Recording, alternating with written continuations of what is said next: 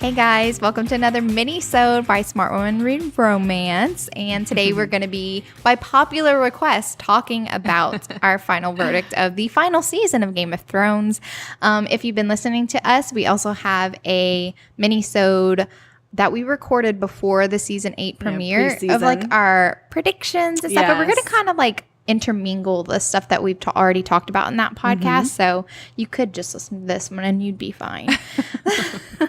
But anyway, we're going to talk about our feelings and so many feelings. Try to keep it brief because it is a mini-sode, you know. We try to contain ourselves, but we'll see. Okay, so everybody, warning. This mini-sode will absolutely, without question, contain spoilers for season 8. Yep. Just our obligatory spoiler warning. We're not holding back. So stop listening if you don't want to hear spoilers. Yes, exactly. So in this mini-sode, we're going to discuss the accuracy of our preseason mini-sode predictions. Did the couples we ship end up together? Did the reunions we crave actually happen? Did the characters that we predicted would survive make it? We will find out. And then we're going to list our top 3 favorite moments and our least favorite moments of the season. All right, guys, let's jump in. First off, did our ships happen? Good question. And I'm here to admit. I'm ready for you to admit this because this is what I wanted and you didn't. Whatever. This is not that. Okay, we're going to explain it, but whatever. I'm here to admit that I was wrong about Arya and Gendry, that ship. Yeah. And I was so adamant. I'm like, they're not going to do it. I'm like, she's a girl that's not her. And guess what? It fucking happened. She went for it. And let me tell you, she was so fucking awesome. Yeah. Pushing Gendry and being like, we're going to fuck right now. Yeah, and like, you're going to take off your own pants. I'm not the Red Witch. I'm like, Arya. I'm like, get it, girl. So even though I wasn't there for like the ship because I was like, I don't see her settling down. I was totally down, which she didn't. I was totally down for her boning Gendry. Yes. And I just have to say, apparently Arya has the magic pussy because she slept with him once and he proposes. So I'm just saying. Yes. He's like, I want you forever. She's like, she's not like, so much. I'm okay. I don't think so. I'm just playing. Question, was Gendry just bad in the sack or was it just true to character?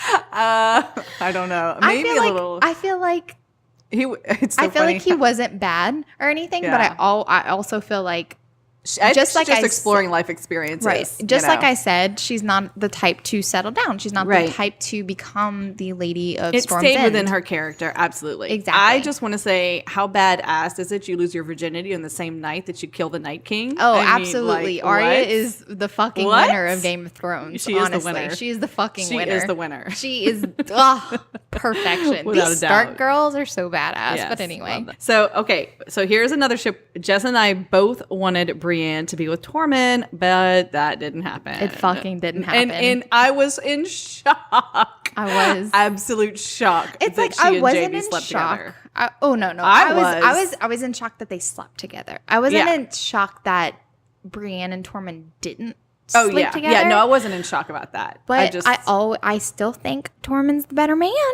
I do too. Because for her. they butchered Jaime's character.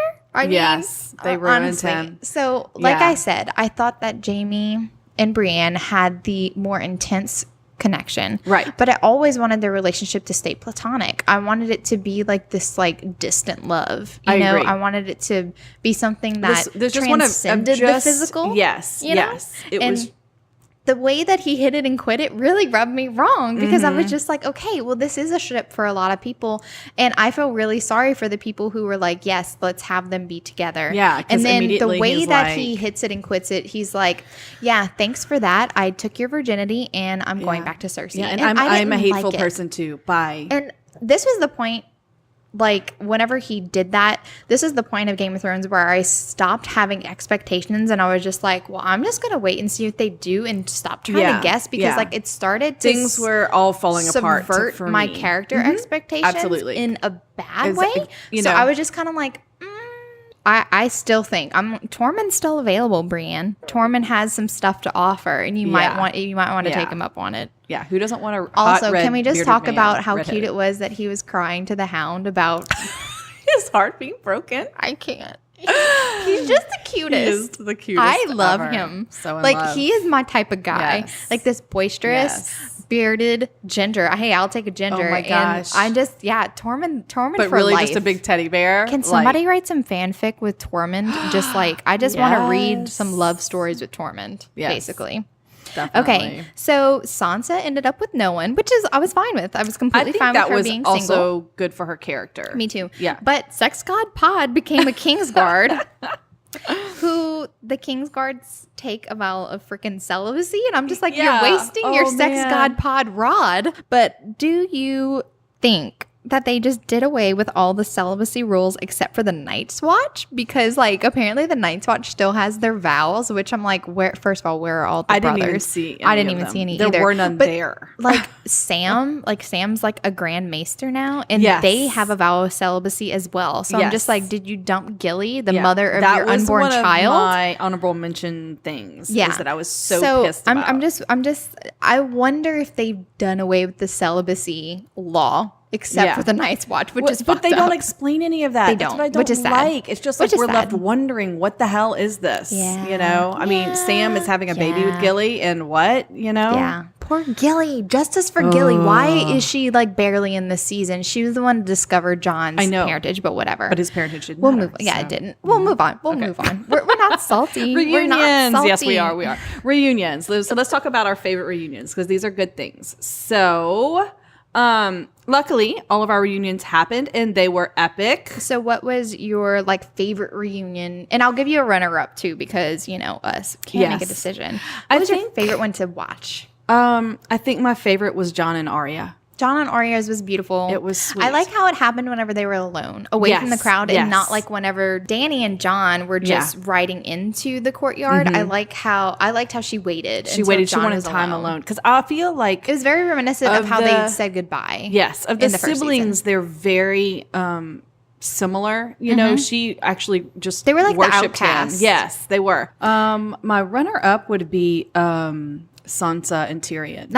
Okay, that's my favorite. I knew that's it my would favorite. Be. Yeah, so I'll talk about this one. Yeah, and I feel like the Sansa and Tyrion reunion is actually twofold, because not only do they get their first one-on-one conversation on the battlements, and Sansa dunks on Tyrion like pretty damn hard, saying, "So funny. I thought you were the cleverest man I've ever met. Yeah, really. Like I used to think that, and now I don't, because you're obviously making trusting stupid your sister, decisions." Yeah. So first of all, I like that because it really showcases how far she's come. Yes. And then I think that their second reunion was whenever they were in the crypts and they were talking about like, and you could almost see like she was like, we never would have worked, and he's like, why not? And hello. Because I almost felt like I was like, oh my gosh. Oh no, I started shipping them. And I was like, this could work. I started shipping them. I was like, you may end up together. Would that I'm okay with it. I can't wait for George R. R. Martin's. I really hope he finishes this book. Right. Because I want to see his ending. I feel like he's less focused on romance though. Oh, so I know, really but don't still, feel like really don't feel like he's gonna give us any of our ships. But anyway, damn him all. I can we dream. Supposed to do an episode about his bad sex scenes? Oh my god, we can totally do that. Okay. Yeah, we definitely will in the future. We have a ton of opportunities.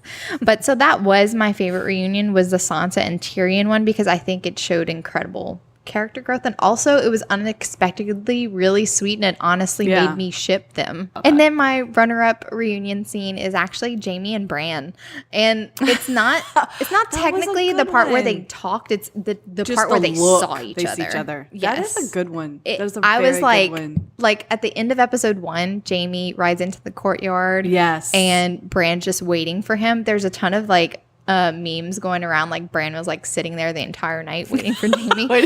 But I really thought that the actor who plays Jaime, Nikolai, he is so great, because there's so much that went on his face, and I was just like, this is epic. I was telling Kevin that I was like, he is such an amazing actor. He is so expressive in his face. He is so good. He is. And it killed me too that I was so for his character arc and they just ruined it. But let's go to let's go to favorite moments. Yes, favorite moments. You start first. So one of my favorite moments of the entire season 8 was whenever Brienne became a knight. I think that I think that this was the only scene that I cried for during season 8. I was so emotionally invested. And Gwendolyn Christie, the actress who plays Brienne, is so expressive in her face again. Her smile that genuine just joy. It looked like oh my God, she was shining from within. Yes. It was beautiful, and also paired with Podrick's song that he had just finished singing before that. I was just like, I was done for on that scene. I was like, this is amazing. This is amazing. This is whenever I still thought season 8 was amazing. Yeah. in episode 2. So that was one of my favorite ones. Which one of your favorite scenes? So my first one is actually Pod singing Jenny of Old Stones with the montage of our favorite characters. First of all, he has the voice of an angel. He does. And I am all about these acoustic, like Celtic feeling songs. It felt very, that old. Beautiful. Lyrical. Which I know that Florence and the Machine has a cover of it. Well, yes, not a cover. They do. I mean, it is lovely. I actually just watched the live version of it yesterday. But I want a version with Podrick singing it. I do. I love that beautiful masculine voice. It was so lovely.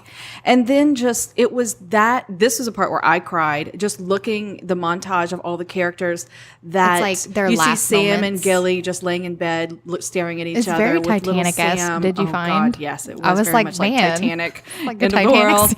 I love just Sansa and Theon sharing a bowl of soup or whatever, and just like you can definitely see the respect and care for each other they had, because they were the only ones who went through and survived the Ramsay thing, exactly. And I just love that connection is sort of like wonderful, and all of it was just lovely. I think that I still love this scene, but I felt like it was a bunch of last goodbyes and not a ton of characters died. So it was I was like, more than half of these characters are dying tonight, and they didn't. I know. Well, I know the director said he wanted that part to be a love letter to the. He got choked up whenever talking about this. Yes. Just saying how much he loved the characters and stuff like that. Oh, and my God. It was beautiful. Like, I felt it. I felt it so much. And so, that's what was the anticlimactic part, was that they all pretty much survived. Right. Exactly. Except for 1 and 2. But, so give us your number 2. Okay. So my number 2. Oh my God. We have the same number 2. I forgot. We do. Yes, wow, we do. I see that. Okay. Well, obviously on the same wavelength. It's Tyrion and Sansa holding hands in the crypt. I was like, oh my God. And when he kissed her hand, oh my God, I swooned. I was like, swooned. What is happening? I was like, Tyrion, I am in love with you. And he was so brave for her, and just like, oh my God, all the feelings. How scared and it's how like scared we're going to die. But also how much genuinely he cared for Affection. her. Oh my God, it was wonderful. God, it was so beautiful. And then I was like, that's when I was really shipping them. I think that it was some of the best acting that they gave Peter Dinklage for the season, actually. It was one of the best opportunities that they gave him. Yeah, and the look instead in of just Sansa's being eyes. some lost person who's making decisions that don't pan out. This was he was taking action, we're gonna be in this together and we're gonna follow go fight, me. and yes, we're exactly. gonna get to safety. Oh it my was God, it was lovely. I loved it. It was so beautiful. It was beautiful. I remember texting Juliet about it. I'm like, that scene with Sansa and Tyrion. I rewatched it. I was just like, oh my God. Why can't they get married?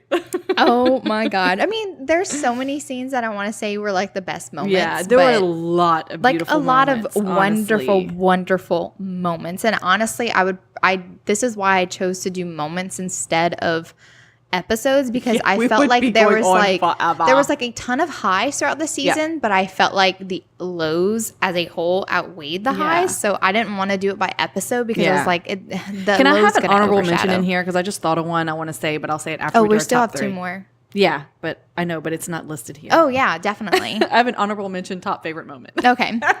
Okay, you tell me your third. Tell us your third. So my third one is Sansa's coronation. Hell to the yeah. I was like, my queen in the north. Yes, badass bitch. Look, when that started and her hair was all down, I was like, oh my God, it's Queen coronation. You told me. That's what it's like she's going to be crowned, because they only wore their hair down when they were going to be crowned. And I was like, you had Queen Elizabeth vibes, and I had Aragorn vibes. Yes. I was just like, first of all, her outfit. Whoever's in the costume department was working overtime this season. Binge Mode was talking about it. They were talking about the her in that ridiculous the heart tree sleeves. Yes, the werewood tree designed into the. It's amazing. Done for. Yeah. I mean, first of all, that was one of my predictions, like what I wanted to happen. Yeah, we were thinking like Lady of Winterfell or King or Queen or something. Yeah, I was like, she's either going to be late. She's going to control Winterfell by the end of the season. That was my prediction. And she does. And I'm so glad that she did, because I really do feel like she was the best person for the job. She understood. And this is the reason why this scene affects me so much, is because I feel like Sansa's arc is one of the only ones besides Arya, I would say, satisfying. That really played out. Exactly. And it really, like, from one end to the other, she really made a journey. And y'all, this she is started off. Sorry. I'm sorry. No, you go ahead. She started off saying, like, everywhere but Winterfell is where I want to be. Like, she never wanted to be in Winterfell. She was like, it's dated, it's boring, and the city is so exciting. Let's go to the King's Landing where there's, like, important people in glamorous outfits and stuff.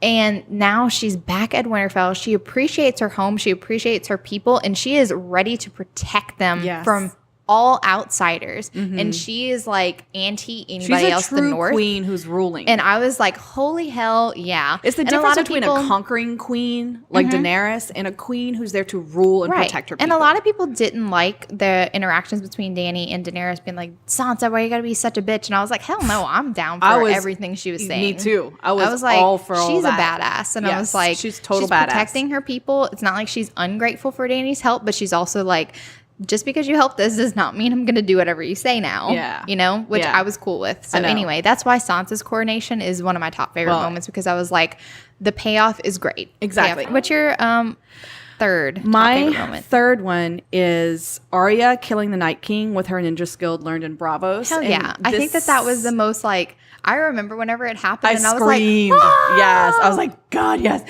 Because this is another satisfying arc. Like, she has become an assassin. And it just felt so right. It felt so right. Like, yes, of course she's going to be the one. You know? I agree. Even Bran giving her that dagger, like, he maybe felt that she would need it. You know what I mean? It all was just so cool. Exactly. You said you wanted an honorable mention. Top favorite moment? Yes. My honorable mention is Ed, Sam, and John watching on the wall. Wonderful. You know, and now our watch begins. Yes, exactly. And like they were the shields that guarded the realms of men. And they're the ones who knew what it was like beyond that wall and understood what was coming. And so they just stood there bravely watching for them. And that really just choked me up, just seeing them. Right. Brave men being brave. Right. You know what I mean? Okay, well, since you got an honorable mention, I'm going to just name one. This was purely cinematography appreciation. First of all, the long night, everyone complains that it was dark, but there's this one scene where Dany and Jon go above the clouds, and it was beautiful. And I was just like, wow. That was the contrast between the chaos that was happening below and the stillness that was happening above. It was perfection. I was just like, beautiful. Wow. Utterly beautiful. So even though I didn't like the Game of Thrones season 8 as a whole, I think that it was exceptional in the way it was shot. Agreed. You know? Yes. Exceptional direction and exceptional cinematography, bad writing. That's what that's basically my thoughts in a nutshell. I concur with Jessin 100%.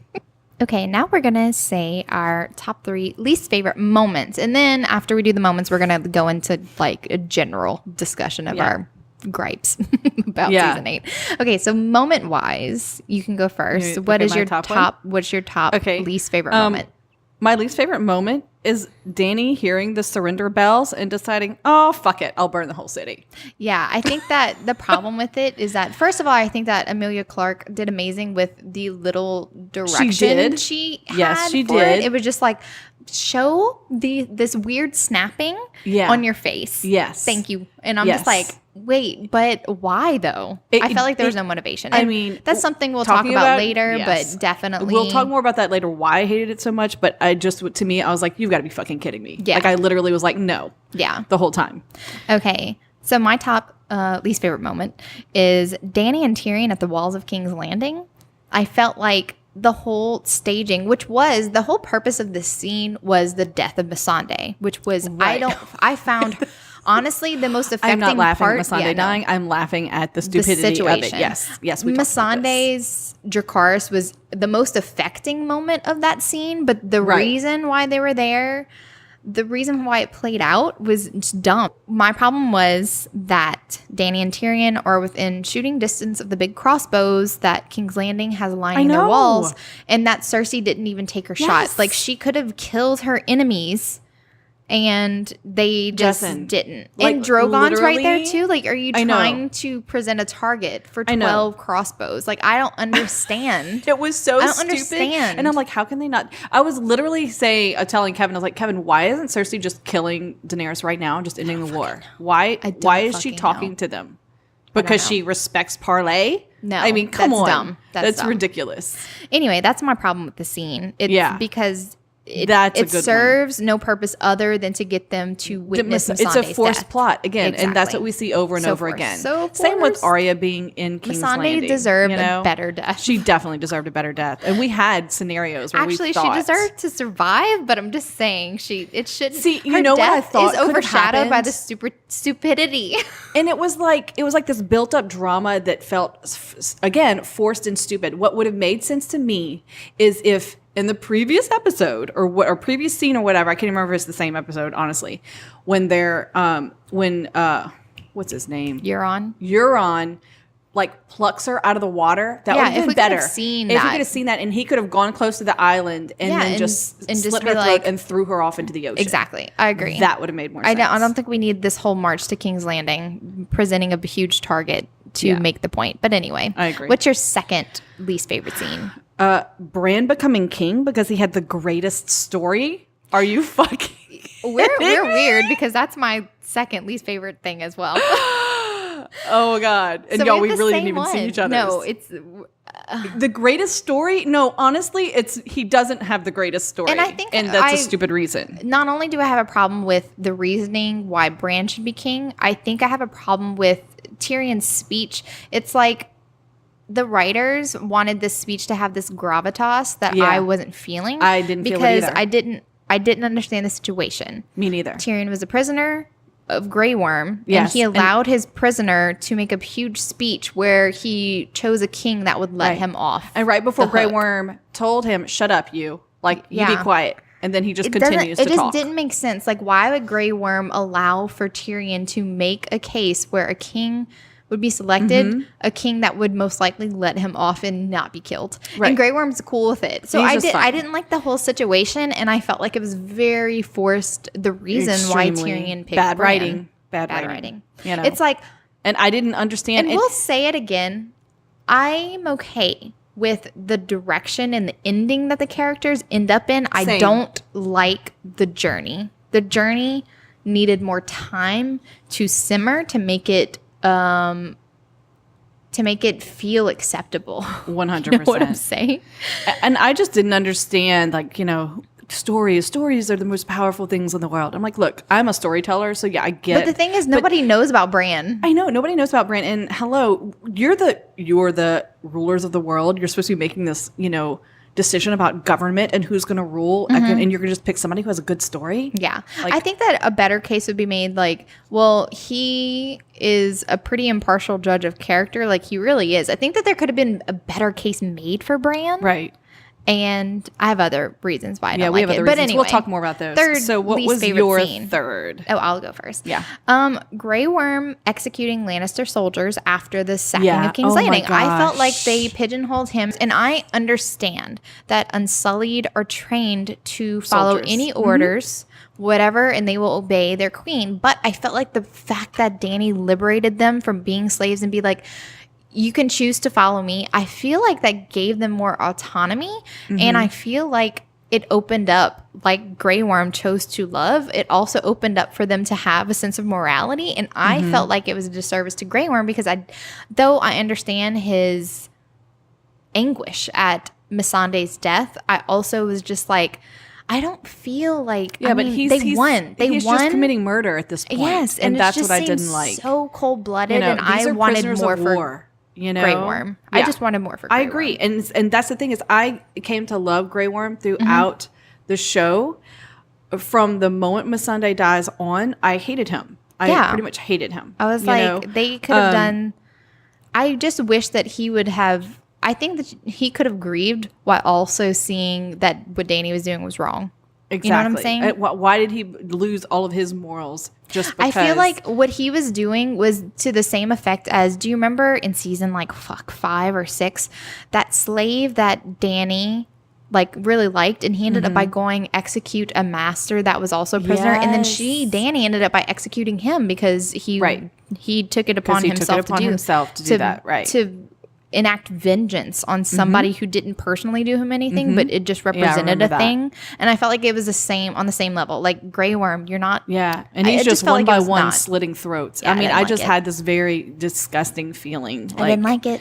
No, I did not like it. I felt like he should have had more autonomy. But anyway, what's your least favorite scene? You know. Okay, so Jon yelling at Viserion instead of killing him.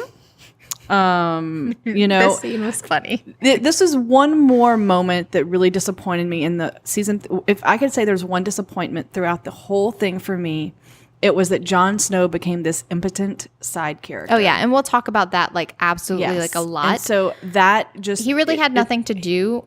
He really did nothing in the night pretty much in all of the battle, but against the Night King. I feel like. Yeah. And like we said, and this will be in our alternative sections, this is definitely one of the scenes that I had an alternate scene for Jon. Me too. Besides him yelling at Viserion. Yes. And accomplishing nothing. Yeah. He basically did nothing throughout this entire episode. Yeah. Okay, well, let's go to our general gripes now. So there's a lot of moments. Our top general gripe is that characters devolved at the drop of a hat, and plot lines were forgotten, prophecies were basically unnecessary, and the writers' MO for the season seemed to be counting on the viewer's willingness to overlook glaring plot holes. And I'm just like, no, but we see them. We see them. We have eyes. Exactly. And you're talking to this fandom who has had decades to speculate about what's going on, reading into the tiniest little word. I'm like, you don't think that we did this for the season that you took 2 years to make? We're expecting something amazing. Yes. Not just action wise. And a lot of people joke like they forgot that they were making The Greatest Show Ever, and they decided to make a Michael Bay film instead because it's lots of boom boom, which is all cool, but it means nothing whenever the story doesn't make sense. Right. You know what I'm saying? It doesn't have. We're there for the characters more than anything else, and they dropped the ball on that big time. Right. Exactly. And you know, I've been saying for years that D&D, which are the producers of Game of Thrones, don't know what to do with the fantasy elements, and you can really tell by how anticlimactic the long night battle is. It's just like it happened, it's done, and it doesn't mean anything. It's like they were the big bads, and they're just wiped off the board and just like, okay, that's done. Let's move on to the next one. All right. Let's head and to like King's so Landing. ready. And then also Bran on the Iron Throne, like we talked about, it might have felt cooler if they did things with his character in past seasons or this one. Like his only contribution to this entire show was his Jon Snow's parentage revelation in season 6, which I thought was amazing, and that meant diddly squat in the grand scheme of things. It's one of the things that angers me the most. I felt like they could have done more with Bran's character. I felt like he could have had a bigger role in the long night. I just felt like he is this what was he doing? fantastical character. Give him some fucking powers to assist them. He's the Thread Raven. And it didn't make sense because he's just like, whenever he's talking to Tyrion after the battle's won, and he tells Tyrion, I don't really want anymore. But yet, whenever you're named king in the end, it's just like, yeah, this is my whole purpose I've been for being waiting here. for. And I'm just like, what? Why do you think I came here? And I'm like, understand you, I'm Bran. like, Bran, what are you talking about? It's not You're Bran's the one, fault. It's not Bran's fault. It's the writer's fault, honestly. The writers. It is. They don't know what to do with him. And it's it's obvious. It's so obvious. Yeah, it was really bad. Absolutely. Oh, God. I agree. And and so we as we said before, stating the obvious, we needed more time for the character arcs. The last 2 seasons are shortened by 7 episodes, and I think it really, really, really, really shows. Yeah, think about it. 7 episodes. That is as long as season 7. Yeah. Season 7 had 7 episodes. We're missing an entire season. I think that Danny devolving could have definitely been served better. Oh, that needed. That's because something I have later on. A lot of people that I recommend. Exactly, and a lot of people they always talk about Danny going Mad Queen. I don't agree with the moniker because it's like, I feel like just because Danny's dad was called the Mad King, she automatically had that title. Which, look, there's a lot of really terrible Targaryens, but only one got that name, the Mad King, and it's because he was honestly crazy. Like, crazy, irrational. His nails were like 3 feet long. He had a scraggly beard. He had scabs all over him from the Iron Throne stabbing him because he wouldn't stop moving. He would burn people before he had sex with his wife. Like, he was really crazy, and I'm just like, Dany might be the tyrant, but she's not fucking mad. And not even, because she's like, we're going to free them all, No, I feel like she has a goal, and the goal is wrong, but I don't feel like she's a mad queen. No, I didn't believe it. I feel like she's somebody who power corrupted her, but I don't feel like it's like her dad at all. We needed some more moments to see her losing her shit and doing something just maniacal. I felt like, and like we said, I just felt like she needed more motivation for the turn. Like the turn, it was a heel turn. It was like, whoop, let's go this way. And I was just like, wait, no. And that's why Jon doesn't, he's like, did we do the right thing? Of course he doesn't know, because he's not quite sure. And maybe you didn't do the right thing, Jon. We don't know. Don't fucking know. Because, the writers didn't give us enough fucking time with Dany going crazy. Right, exactly. So you want to talk about Jon.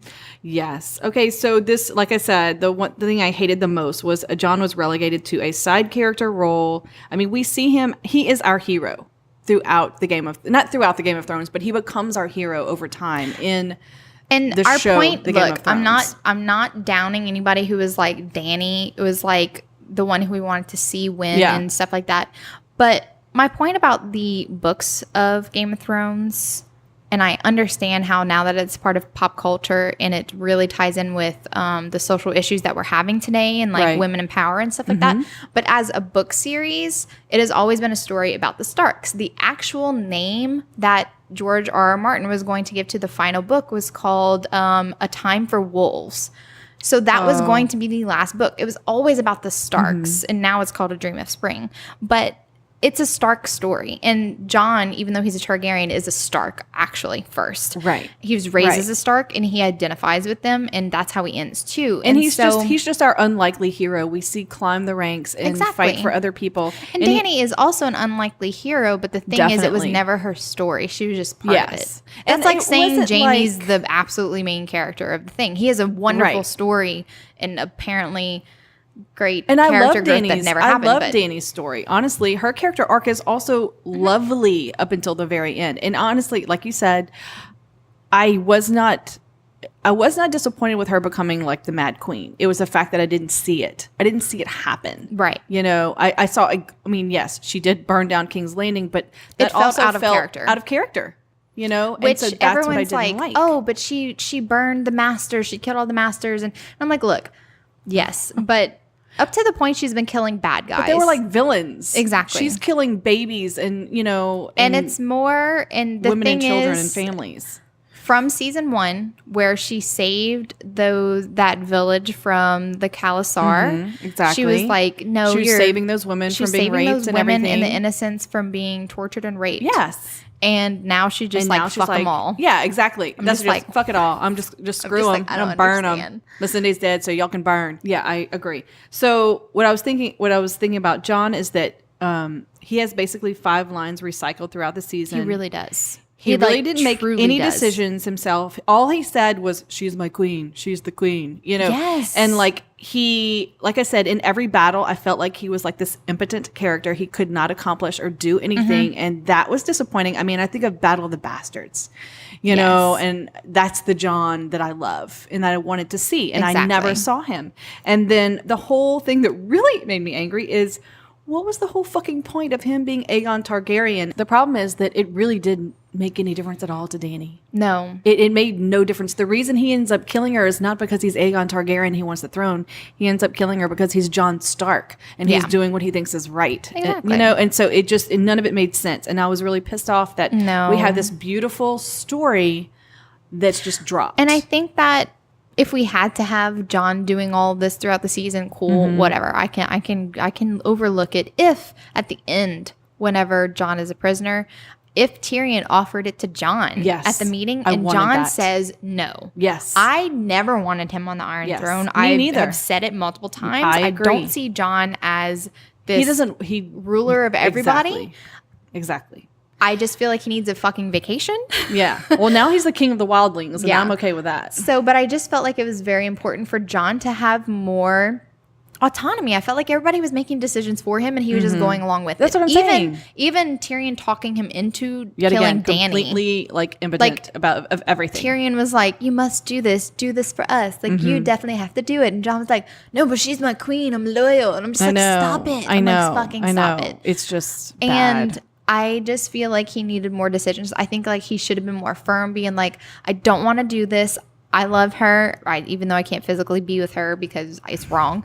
But I have to do this for the good of the realm. I felt like we needed more of that and more of, I am tired and sick of these politics. I've been affected by them a lot. Fuck y'all. Peace out. Pick somebody else, not me. And then we talked about what we would have reworked in season 8. Agreed. I would have kept Rhaegal, the other dragon, alive until the battle at King's Landing, and then his death be the trigger that Dany suddenly turned and decided, I'm going to sack the city. I think that we needed a more clear reason for her, and not just like, oh, it's such a buildup, and all of a sudden she just snaps in the middle of nothing. Like, the city is hers. When they surrender. The city is hers. It is, exactly. And I felt like if the dragon died in front of her, maybe Jon was riding it, and it was also like, oh my God, the dragon's dead, and maybe Jon's dead too. Fuck it. Well, fuck all of y'all. Now I'm gonna. I think that would have been a better. It would have made more sense. Agreed. Also, Sam writing his own book called The Song of Ice and Fire, telling their story. 100% agree. I was so pissed. I think that what a better scene would have been is that if he would have been like, yeah, this is Archmaester Ebros's book titled The Wars After the Death of King Robert. Right. Whatever he wanted to title the book originally. And here's mine. And Sam be like, but don't worry, I'm working on another one. I think I'll call it A Song of Ice and Fire. Yes. I think that would have been much better. Okay, some honorable mentions. I'm still on this fucking dude. Where the fuck is Howland Reed? Me too. Yeah. Where is Howland Reed, y'all? Oh, I felt like it was such an easy character to incorporate, and it never happened. So stupid. Okay. The next one, the Golden Company, was totally unnecessary, but their death was unintentionally comical. It was hilarious. It was so fucking like, comical. Well, if that was so easy, we should have done that way back when. Oh, it was so dumb. It was so dumb. Why were they even in the show if that's what you were going to do to them? It was idiotic. Exactly. Okay, also, and this is like a really nitpicky thing, but who the fuck is the cleanup crew of Westeros? They're amazing. I'm hiring them. Winterfell's walls were down. Covered in zombies. And there are dead people everywhere. Exactly. Yeah. And it was clean by the next episode. Those pyres, the funeral pyres. Like, what did they do with the the zombies? Where are the others? The non-people. Whatever. Oh my God. And then also the Red Keep. The Red Keep looked fucking fine. And I was like, but Dany took off the roof of everything. It's like there was nothing there. It doesn't make it. It only looked like they were there for a couple months. There's no way that they rebuilt the Red Keep. And I'm going to tell you, when they first had the gathering and all that, I was like, is this years later? Like, I thought it was I literally thought it was like 3 or 4 years later. I don't know. That was very unclear, the timeline. I was thinking months by the beard growth for Tyrion. Yeah, I don't know. It just looked, I was way confused at first. Okay. So brushing aside the things that did not happen, what do we think about the ending in general? I think we've kind of went over. Yeah, I think we covered it. I mean, like you said. The montage of where the Starks ended up, I'm happy with. I was very pleased. I'm happy with. Very, very pleased. I loved that Jon ended up in the north. I wish that he made the choice to go north because I'm just like, poor fucking Jon. He didn't have any choices throughout the entire thing. It didn't make sense because the only reason why they sent Jon to the north was because of Grey Worm, and Grey Worm immediately left King's Landing. So why are we forcing Jon to go? Exactly. So why don't you just say, hey, sure, Grey Worm, wink, wink, nudge, wink. nudge. He's okay, going. Jon, come back north with me. Yeah, exactly. You know, so dumb. like it's so stupid because the north is separate from the whole kingdom. So what does it matter? I feel like it needed to be Jon's choice. Arya going west of Westeros, fucking cool. Awesome. Definitely like that. I would have been cool on the sail. That was Jon going with Arya. Yes. That would have been cool. That would have been very cool. I would have preferred that. Oh my God, that would have been awesome. Of course, Sansa as queen in the north. Can you imagine? I was just imagining Arya going to the bow and then suddenly Jon walking up behind her. That would have been amazing. That would have been beautiful. It would have been amazing. Even though I love the Jon and Tormund and Ghost reunion. Thank God he petted his dog. You know, I was really, because we never saw where Drogon went, and I was expecting. I really thought he was going to fly over him as they're going into the north. That would have been cool. I was expecting it, but it didn't happen. But yeah, so just in like general where they ended up, I'm cool with. Just explain it better, basically. We're at 48 minutes. I know. But anyway, guys, those are our thoughts on the final season of Game of Thrones. We still love Game of Thrones. We still love Game of Thrones. I probably won't rewatch season 8. No, I maybe won't not either. season 7 either. Yeah, yeah. Let's just go back to Battle of the Bastards. We'll forget about the rush. Hey, I would have been totally cool with it ending after the Winds of Winter. Oh my God. Just end it that way with Jon's parentage reveal and Dany coming to Westeros, and I'm cool. Let's forget about everything that happened when she was in Westeros. But anyway, all speak, it was a great show. I still love it. I still stand for it, and hopefully maybe George will finish the books. Maybe. I don't know. And if he dies before he finishes them, please somebody else go write them for him. Thank you. Yep. All right, guys. Thank you so much for listening to our mini-sode, and we'll be back with some more mini-sodes during our break. Thanks so much for listening. This goes out to all the fangirls. Nice. Better with a little HEA.